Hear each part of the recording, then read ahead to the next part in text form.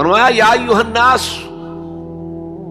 قد جاءتکم موعظۃ من ربکم وشفاء لما فی الصدور وہدی ورحمۃ للمؤمنین قل بفضل اللہ وبرحمتہ فلذلک فلیفرحوا هو خیر مما یجمعون۔ اے لوگو،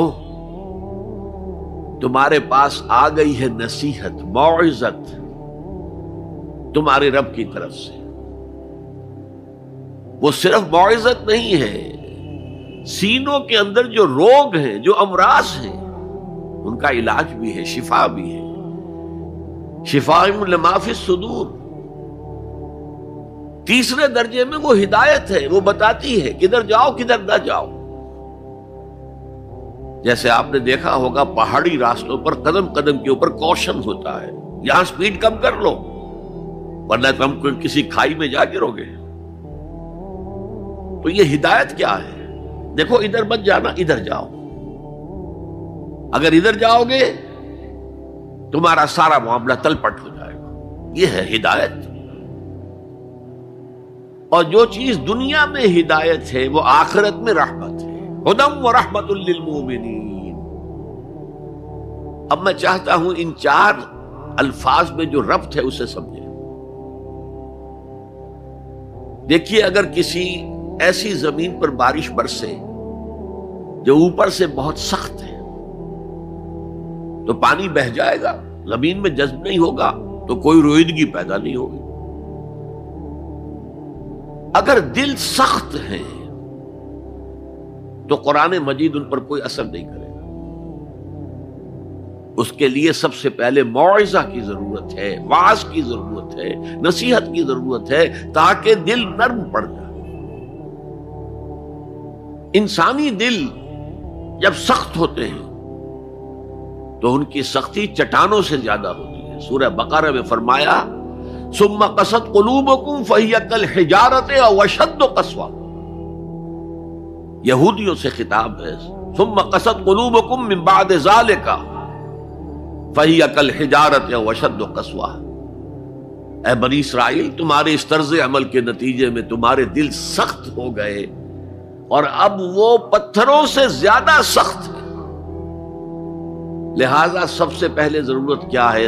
دل کی زمین کو نرم کیا جائے، اس میں ہل چلایا جائے۔ یہ کام ہے موعظہ کا، وعظ کا، نصیحت کا۔ ہمارے معاشرے میں کسی زمانے میں وعظ کا بڑا رواج تھا،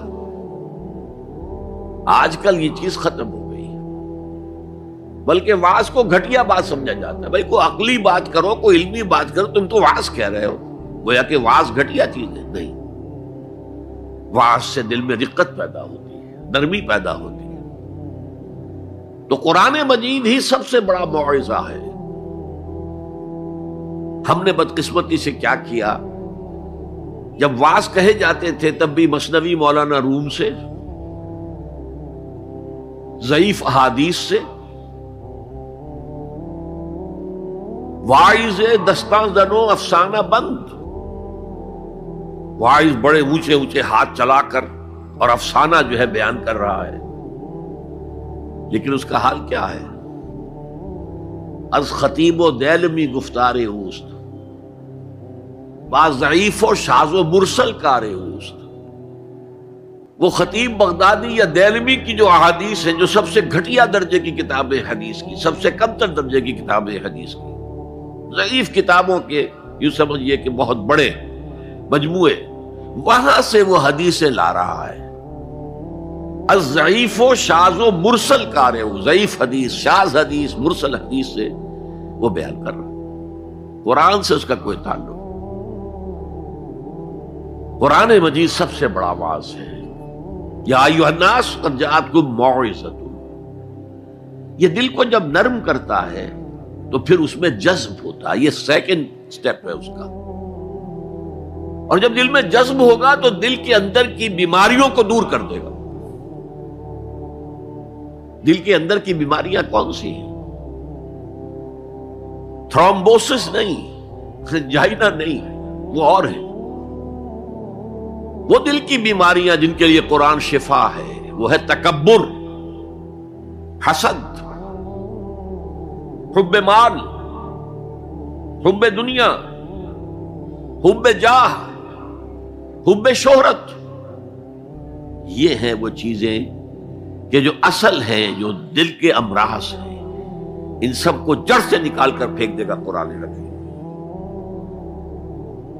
یا ایھا الناس قد جاءتکم موعظۃ من ربکم وشفاء لما فی الصدور، وہ ہدن اور وہ ہدایت ہے، انفرادی زندگی کے لیے بھی ہدایت ہے، اجتماعی زندگی کے لیے بھی ہدایت ہے۔ کبھی اگر سورہ فاتحہ پر آپ غور کریں جو ہماری نماز کا جزو لازم ہے، تو ہم پہلے کہتے ہیں الحمدللہ رب العالمین الرحمن الرحیم مالک یوم الدین ایاک نعبد و ایاک نستعین،